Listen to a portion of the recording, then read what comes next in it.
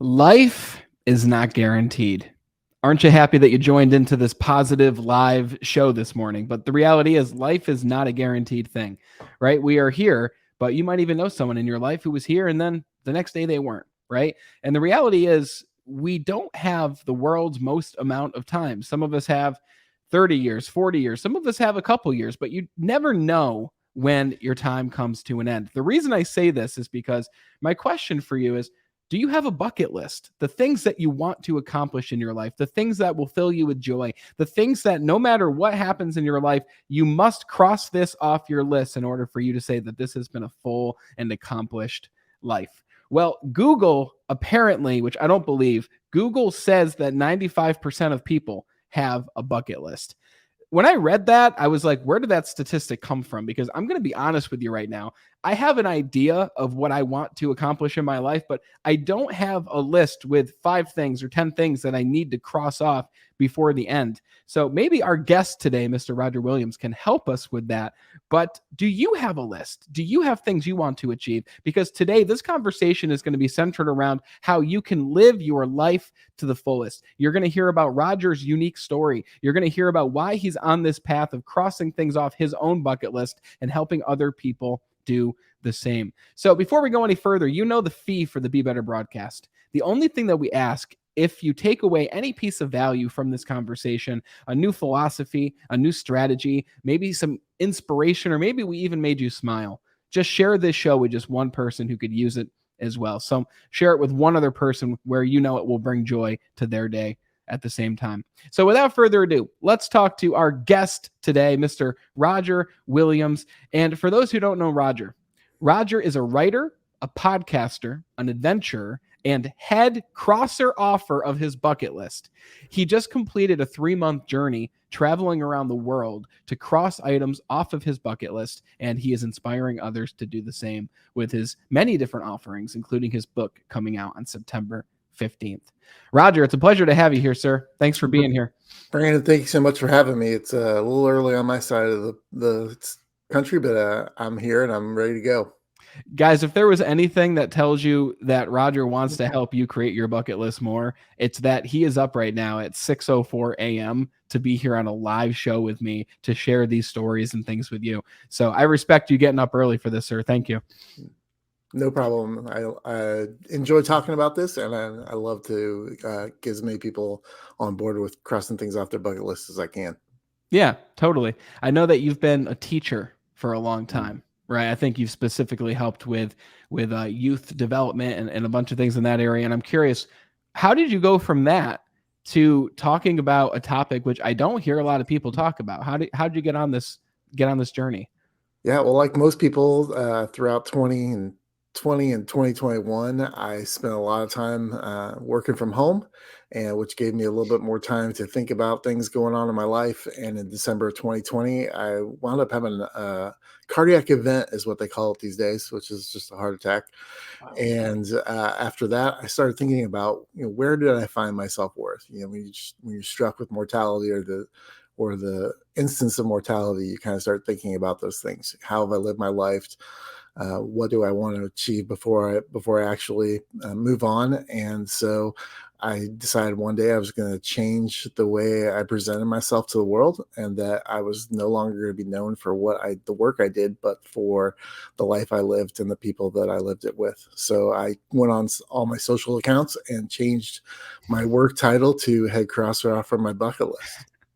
Did that happen immediately after the heart attack? First, I'll just say, I'm glad you're still with us, brother, because Thanks. obviously, I don't know what you believe in, but I believe that the fact that you're still here doing what you're doing is a testament to this was meant to happen, right? In some strange, twisted way. But like after the heart attack, did you immediately say, okay, I need to change the way I'm doing things, or was it over the course of time?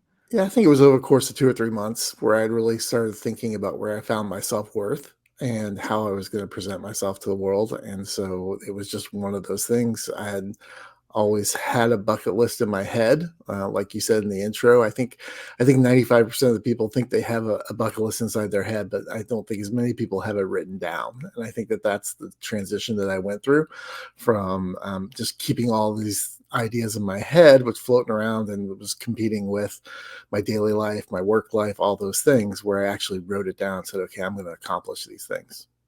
You must have been afraid, especially when you started to enact the list, right? So you went on a 3-month journey. I'm curious, like, how did you put that together? How did you take the first step? And I know this is like a big loaded question here, but how did you overcome the fear and actually just go out and do the thing to travel the world? Yeah, I think it's a interesting thing when you start going in this lifestyle and trying to figure out what it is that you want to do. And it was 2021, the year that I started crossing things off my bucket list intentionally. And I started with the Camino de Santiago, which is a 790-kilometer trek across northern Spain. And I had already had that in my head for about 10 or 11 years. This was something I wanted to do. And so in the middle of 2020, I actually decided that whatever happens, I'm gonna buy these plane tickets and I'm gonna head to Saint Jean Pied de Port, France, and cross this item off my list in my head. And that's when I finally, decided that I was going to go and do these things. And so it was a lot of it for me was the fact that I was already started on this journey a little bit, having expensive plane tickets to go to Spain for a month.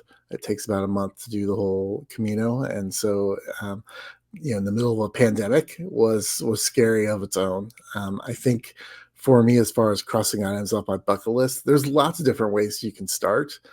For me, I had to take that huge jump of doing a big adventure. Mm. I'm admittedly a very strong procrastinator, and have a lack of follow through a lot of times. So for me, it was like I have to do this big, hairy, audacious goal because that's the only way I'm going to prove to myself that I can do this. So that's what I did first. Did you do this solo on your own? So that's a loaded question as far as the Camino goes, because you do it in stages, and so every night everyone's kind of on the same stage for the most part. Some people go a little faster, some people go a little slower, but for the most part, you wind up being in a groove with people that are doing the same stages over and over. So I did not know anyone before I left home, but I Cool. knew that because of the Camino and the way it works, that I would meet a lot of great people, which is why I went. It was, I've set an intention from a bucket list for it to be most of the activities to be very communal ones. Mm. I love building community, and so that's the intention for my list. So I went on the Camino. Lots of people do it for health reasons. Lots of people do it for spiritual reasons, religious reasons. But for me, it was I want to go and be a part of this international community of people that are, kind of just meandering across the north of Spain, and so it was. So I had a student of mine actually. I was telling her about the trip, and she said, "Oh, there's no way I could do that alone." And I said, "Well, I'm not doing it alone. I just don't know the people I'm doing it with." Yeah. So Well it's said. yeah, so it was really good. It's a lot of fun. It's a great adventure, and you do meet people. My partner had some stuff on her bucket list, and so she walked across.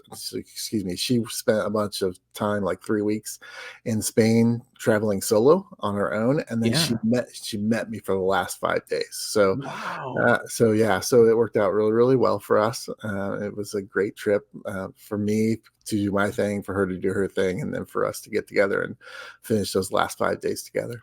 That's incredible.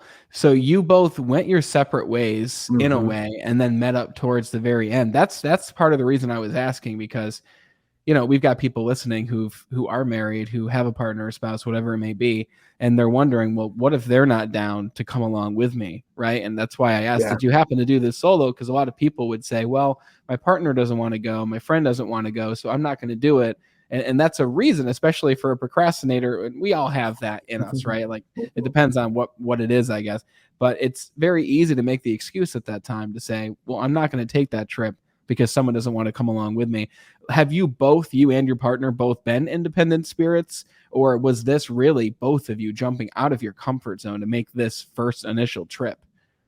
Yeah, I think it was us both jumping out of our comfort zones. When you travel on the Camino, you stay in albergues or hostels, and that wasn't really something that she was excited about doing, sharing showers with people and doing the bunk bed type thing. So it wasn't. She would rather go. She went to Seville and Barcelona and Madrid, and she's traveled all over and stayed in Airbnbs. And when we got together, we did stay in smaller hotels along the last 5 days. But it was, I think that's what's great about our relationship, and I highly recommend it to everybody. Everybody's bucket list is different, and it Yeah. should be yours. It should be your bucket list. And yes, you can have things on there that are similar to your partner or your spouse, and you can do those things together, and that's great. But really, having a bucket list is about you taking some time for yourself. I'm 52 years old. I have 3 children who are grown. I was married for 25 years, and I spent a lot of time serving other people in my job. I constantly serve people. And so for me, this is a kind of a chance to say, okay, not make up for lost time, but to say, okay, I'm going to take some time for myself. And I think that's super important that you do that. It's, I'm sure a lot of guests talk about the airline instructions on the masks when they drop. You've got to Mhm. put your mask on first before you put it on somebody else. Because if you're not healthy and whole and surviving, then you can't help other people do that. And so that for me is one of the reasons to have a bucket list, is to be able to say, I need some time for myself. I need to do the things that bring me joy, bring me happiness, so that when I come home, I can be a better husband. I can be a better coworker. I can be a better dad. And that's important in life, I think. Hell yeah, brother. Very inspiring. I love this. Obviously, since this beginning of, initially you having the heart attack, you realizing I'm going to create a bucket list, I'm going to live these different aspects of my life that I haven't had the opportunity or have chosen to do yet.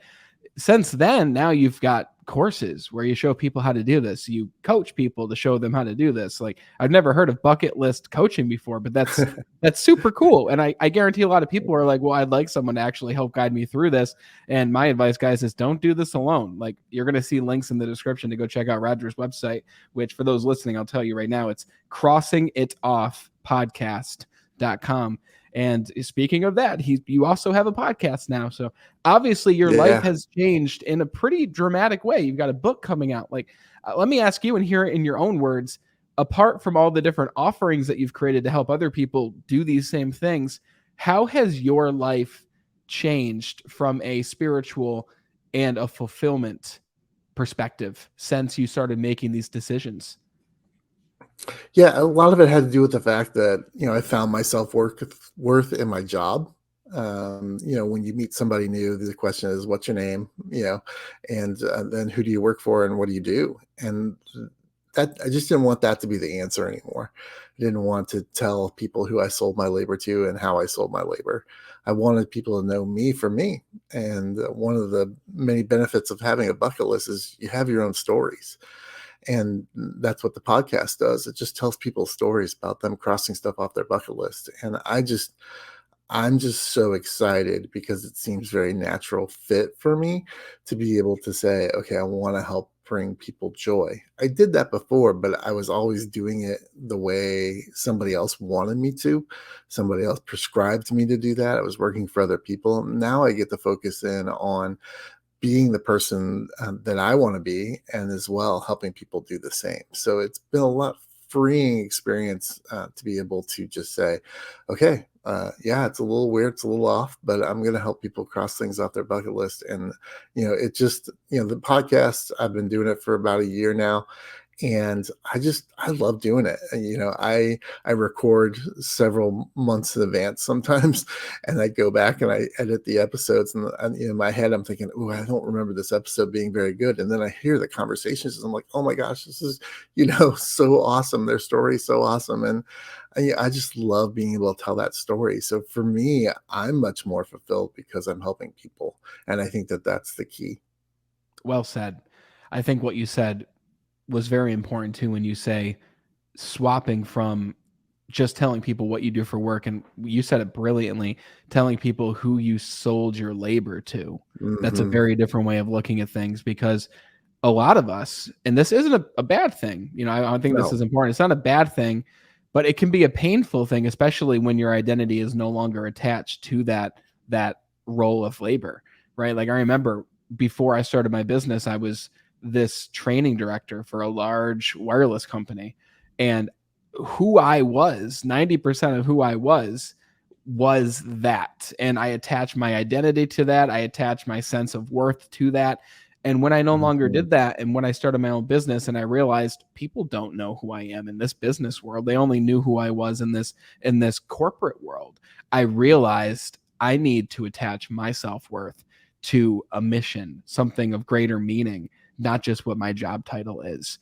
And I think it's incredible that you discovered that, because I feel like some people go through their entire lives continuing to attach their identity to even what they did before they retired. I meet people who were retirees, and they just talk about the good old days. They talk about the work that Right. they did. And again, that's their life, that's their experience. That might be great. But I'm curious, when people ask you what you do for work, like when you're traveling, let's say in Spain as an example, and you're at the hostel, and other people who are attached to these things that we used to be attached to ask you, okay, well, Roger, what do you do for work? Tell me about you. What do you tell people now? Yeah, I tell people I cross things off my bucket list. That is that is my answer, and it was my answer when I was still working, Brandon. I mean, think because I came home from the Camino, I was still working, and what happened was is that a friend of mine at work who I'd worked with for 4.5 years, I went into the office and she said, "How was your trip?" And I said, "I'll show you." So I showed her this Instagram reel that I had made. There was just a slideshow of selfies that I'd taken with Wow. everyone that I had met along the way. And when she was done watching this 30-second video, she goes, "I've never seen you that happy before." Uh, and I was blown away. 4.5 years, you've never seen me that happy. There's a problem there. And so I quit my job like 3, 4 weeks later and decided Wow. that I was just going to take an adult gap year and do this. Now everybody can't do that. I understand that. Not everybody's as privileged as I am. Not everybody is fortunate enough that, I spent many years building up a retirement fund that I could kind of raid and take a year off. And I understand that we all have 168 hours. Mhm. Every one of us, we have 168 hours. And if you work for 40 and you sleep for 50, that still leaves you like 70 hours. It's Mhm. what are you doing with those 70 hours in your week that you're claiming yourself? Corporations and institutions talk about, work-life balance. You got to have work-life balance. We want you to have work-life balance. Well, that's not true. And I know it's not true because now they're calling people that have work-life balance quiet quitters. So Wow. so it's not true. It's not what they wanted. And because what really happened was I think, during the Great Resignation and all those things that people started setting work-life boundaries. And the corporations don't like that. Mhm. The institutions don't like that. They want you to give all you've got, which even means that once you leave and you clock out, that you're still thinking about work, that you're exhausted from work and can't do other things, that your mind is constantly working. You can't get to sleep in time because you're thinking about what to do the next day. It's not just the amount of hours that you clock in, it's the fact that it takes over everything else. And so I'm a big proponent of saying, you need to have work-life boundaries. And when the clock stops, the clock stops. I worked with teenagers for almost 30 years. And, in today's world, I get text messages at, midnight saying, "Hey, I need help with this math problem," or, my, college app is due in 10 minutes. What, can you help? Can you look at it and read it over for me? And that's the life of a teenager. I get it. But, I had to set boundaries. And I was one of the only people in my office that did. Said, you can reach me from 7 a.m. to 7 p.m. After that is my time. I got to Yes. have my time. And that's all we're really talking about here is what are you doing with those, 60, 70 hours that you have left over after sleep and work? What are you doing with that time? And how are you benefiting yourself and bringing yourself joy? Because no one else is going to bring it to you. You have to provide it yourself.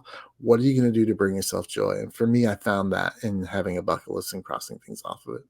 Yeah, thanks for saying that, because I was going to ask you, not everyone can financially take a gap Mhm. year, right? And I was going to ask you, what do you recommend to people who aren't able to just stop the job or go on leave or whatever?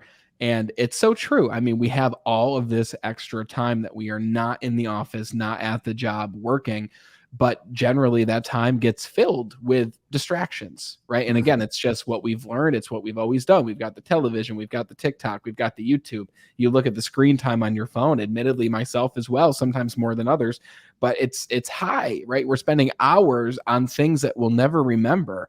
But what if you go ahead and schedule ahead some hours for something that you will remember, so you can create your own Instagram reel of all these cool people that you've met and all these memories you've experienced?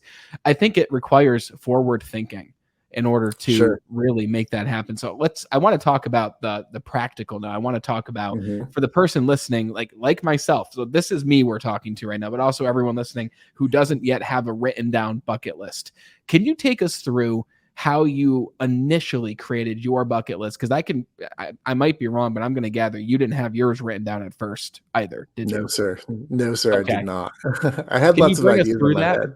Yeah, I think, the first thing I really did was, set an intention from the bucket list. What's the purpose of doing this? Why do I have this? Why do I want to, go after these things? And there's lots of ways to do that. In the book, I talk about, 8 or 9 different benefits to having a bucket list, and then attaching your meaning for it to one of those benefits. And for me, like I said, it was being communal. So not everything on my list I'm doing with other people or trying to build community, but for the most part, a lot of them are. I got knuckle tattoos was on my bucket list, so that's that's a thing I'm not sure everyone else would have on it, What do but they say? What's it, the tattoo? it says "Do no harm." Oh, that looks so cool. Thanks. I thought it was going to say bucket list. No, no, it doesn't fit. But no, I've had that idea in my head for a long time, and I just decided, okay, now it's time to do it. I'm kind of free. I don't have to worry about what people think of my job, and so I did it. And I think that that's the biggest thing, is that you have to set an intention. Why am I even doing this? It's kind of like a mission statement for your bucket list. Setting the intention and saying, okay, I'm going to do this because why? You got to have a reason why, because it'll provide the motivation that you need to actually even sit down and start writing it. And that's the next thing. The second thing is write it down. I know a lot of people have, lists in their head. I had one. I wanted to walk the Camino pretty badly for about 11 years. It was stuck inside my head, and then I said, okay, I'm going to put it on the list, and I'm going to write it down, and I'm going to accomplish this, and because that way you can actually see it. I was talking to somebody the other day, and she said, "Well, until I heard you and talking to you, I had it in like 4 or 5 different places." But then I got all those different locations together and wrote down all the lists. And she said she really sat down and said, okay, are these things I really want to do? If you don't have a space for it and you're trying to keep it in your head, it's going to compete with all those other things through the day. So, there's a section of my book about, bucket list creation and how do you do that? I've got lots of prompts in there to say, okay, think about these things and think about that things. What have you always wanted to do? Where have you always wanted to go? What have you always wanted to buy? It can be anything. And I think that's also the biggest part of when you create your list. It's your list. And a lot of times on Instagram and those places, we see these bucket list trips where people are going and riding in air balloons in Turkey, and going and climbing Machu Picchu in Peru, and doing we're walking the Camino. They tend to be these big things, that big adventurous trips. And I don't necessarily think that that's what your bucket list should consist of, right? I mean, it could be, I want to eat ice cream in the park, downtown, that I've never been to. It could be, I want to reconnect with that college friend that I haven't talked to in 15 years. It's just things that you want to do and bring you joy. And so just because everybody else is saying, oh, I'm crossing these on my bucket list, I'm going to Egypt, I'm going to, the Great Barrier Reef or whatever it is, doesn't mean anything, right? Because just to do that, then you're just keeping up with the Joneses. And Mm, I don't want people to just use a bucket list to keep up with the Joneses. I want people to bring themselves joy. yeah. And so to do that, your list has to be your list. And the last thing is just to start thinking about where you're going, like you said, where you're going to start. And so the last chapter in the book is all about where do you start and how do you pick that thing. And there's like 15 different ways that you can pick to start your bucket list. And you can do cheap things, you can do expensive things. For me, I had to do a big thing. But for somebody else, it may be just doing small little things on their list to get some momentum to actually make it to those bigger things. Everybody's different, and it was a part of the struggle of writing the book. It's like there's no prescribed way to do this. It's just here's some ideas, but you have to make this your own experience. You have to make it your own list, and that's what's super important, is deciding what is going to bring you joy, and not worrying about what other people think of that. I think it's fascinating how you say that it doesn't have to be a giant trip in order for it to constitute being a bucket list item. Like you saying, I want to go eat ice cream in the park, like that I haven't ever eaten at, or sit on the specific bench or whatever it might be. Some people might even say that that's a goal, a short-term goal, even more than a bucket list. So I guess my question is, do you separate, is there a difference in your mind between a goal and what you actually put on your bucket list? Yeah, not really, from the sense that everything on the bucket list needs to be achievable, because if you can't achieve it, you can't cross it off. So I'll give you an example. I'm a huge fan of Saturday Night Live. I love Saturday Night Live. I've always loved Saturday Night Live. I'm not one of those people that says the season's bad or the season's good. I just, I take it in context of, where it is, and I enjoy it. And so I've always had this dream of saying live from New York at Saturday Night Live, and that cold open sketch, not just standing on the stage, but I want to be in the sketch. I want to be live on TV and say live from New York at Saturday Night Live. The reality of that happening, pretty slim. That's achievable. You can get there. I appreciate your thoughts, especially in today's world, where you can connect with those people just by the sending of a message. Here's the thing: there's only 1,000 people in the 45+ year history of that show that have ever said those words. Wow, that's incredible. It is not the easiest thing in the world. Could it happen? Maybe, but I'd have to get famous like The Rock, or I'd have to get famous, So it's like that. It's so slim, right? But that something else I have on my list, that I do have on my list, is I would like to be an extra in a Star Wars TV show or movie. Cool. And so I could probably make that happen. I live on the West Coast. I know people in the business. I understand the business. So I probably could make that happen if I really, really tried hard. I think I could do it. And I don't care. Put a stormtrooper helmet on me. I'll aim them. I'll miss my target every time. It's fine. I'm good at that. I don't need to have a line. I just want to be able to say I was on set while they were filming and that I was in the thing. So I think I could probably make that happen if I tried real hard. If I put a lot of effort in, I think I can make that happen. So I think that things you really, dream boards and, those kind of things, they're great. They have their place in life and motivation and all those things. A bucket list, you need to be able to achieve it, because if you can't cross it off, there's no point in it. There's no point in having the list. So I think that things need to be super achievable, and you need to make them happen. And the best thing to do is, like your original question is, figure out where you want to start, and just start. Figure out what you need to start. And I think overall, that's the great thing about my show, is that I have all different kinds of people on the show doing all different kinds of things. I had somebody that wanted to reconnect with their estranged daughter. I've had someone that wanted to fulfill a promise they made to a dying parent. I've had NFL. I'm just about ready to have an NFL player, make it to the NFL. People that have walked the Camino or gone to the Amalfi Coast, or people that have helped save the grasses, indigenous grasses in Australia.